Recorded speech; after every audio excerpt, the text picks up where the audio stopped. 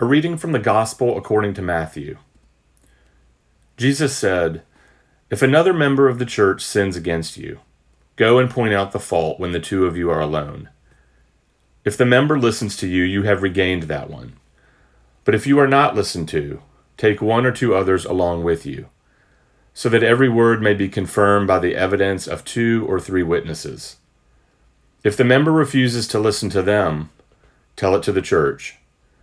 And if the offender refuses to listen even to the church, let such a one be to you as a Gentile and a tax collector. Truly I tell you, whatever you bind on earth will be bound in heaven, and whatever you loose on earth will be loosed in heaven.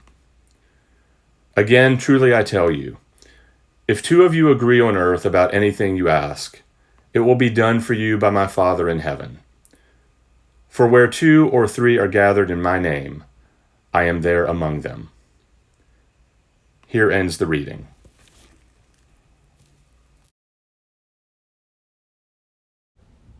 Is it a quack or a honk? Technically, I'm not sure. Whatever it's called, there is that sound that geese make overhead, and you look up into the sky and see them flying in that distinctive V formation. I love birds, and I love seeing that flying V. And you may not know this, but there is a lot going on with that flock of geese. When a goose flaps its wings, it creates an aerodynamic force that is called uplift. Geese instinctively feel this effect, and that is why they can be seen flying in a V formation. Together, the entire flock can fly 70% farther than each bird could fly alone. To encourage each other, the geese honk at one another.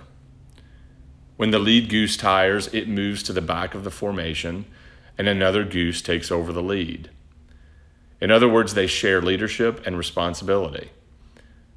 There are a lot of lessons we can learn from geese. But of all the things that I find amazing about geese, it is what they do when a fellow goose is struggling that I find most amazing of all. When a goose is sick or injured, 2 geese drop out of formation and follow to help and protect their companion. They stay with the struggling one until it dies or is able to fly again. Only then do they resume flight and begin another formation or catch up with the flock. So it seems being a goose and being a part of a gaggle, that's a group of geese on the ground, and being part of a skein, team, wedge, or plump, that's a group of geese in the air, is hard work. For geese and for people, community is hard work. And that is Matthew's concern in today's gospel: authentic, real, messy, difficult Christian community. Community, something we pretty much all say we want, but usually have no idea how difficult it is to come by. Sometimes you want to go where everybody knows your name. Boom, boom, boom. And they're always glad you came. Boom, boom, boom. You want to be where you can see our troubles are all the same. You want to be where everybody knows your name. Remember the classic television show Cheers and its catchy theme song? When we think of community, is that the sort of thing we imagine? A place where you're accepted for who you are, where you're never lonely, and where, of course, everyone knows your name. But the really difficult thing about community is that it's made up of people. And people, myself included, and you know what? I'm going to go ahead and include you as well. People can sometimes be difficult, challenging, selfish, and unreliable. It is into this reality of community that Jesus, according to Matthew, speaks. And this is what I think he essentially says. People mess up. They make mistakes.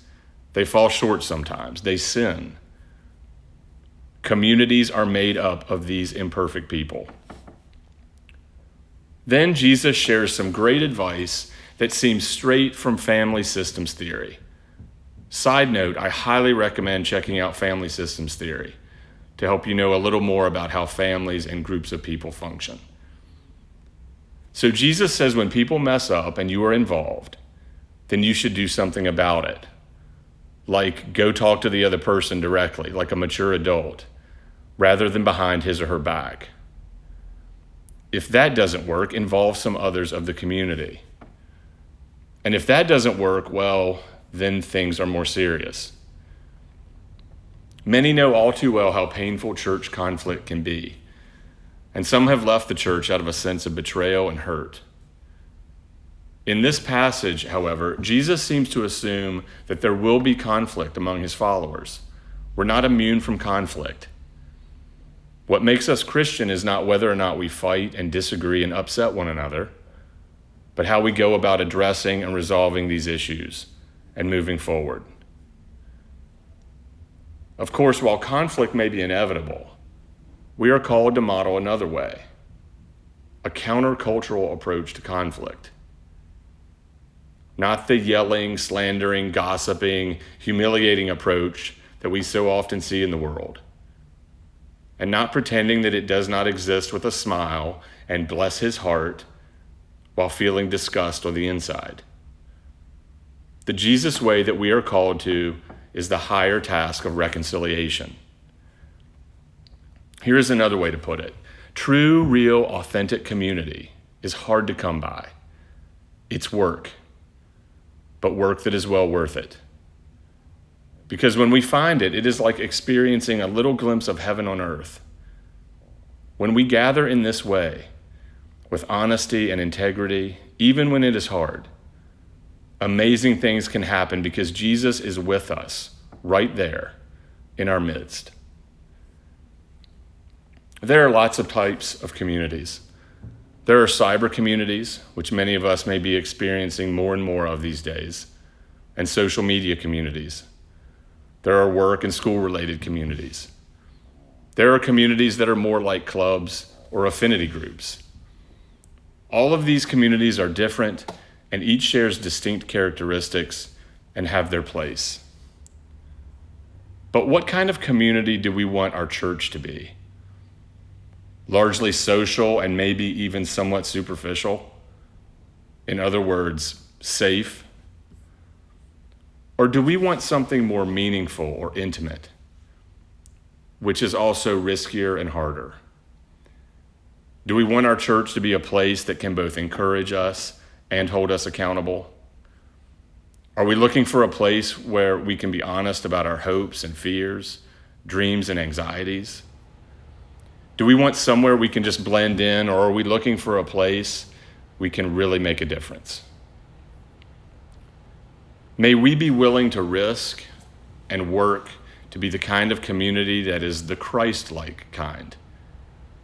A community that shares leadership, that encourages one another, that supports one another in challenging times, that holds one another accountable, and recognizes that we can go further in growing the kingdom together than apart.